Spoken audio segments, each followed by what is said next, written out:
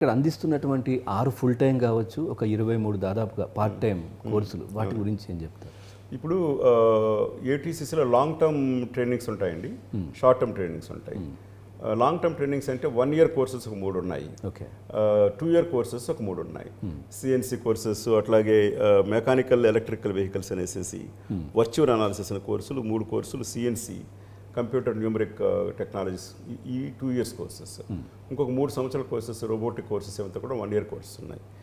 ఈ 6 కోర్సుల్లో దాదాపు 10,000 మంది 10,500 మంది విద్యార్థులని ప్రతి ఏటా చేర్చుకుంటున్నాం. ఇప్పుడు మొదలుపెట్టాము, ఇప్పుడు అడ్మిషన్స్ జరుగుతూ ఉన్నాయి.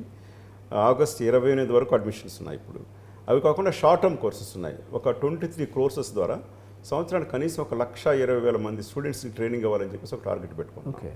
ఈ షార్ట్ టర్మ్ కోర్సెస్ 3 నెలలు ఉంటాయి, 6 నెలలు ఉంటాయి, 1 మంత్ కూడా చేయొచ్చు మనం.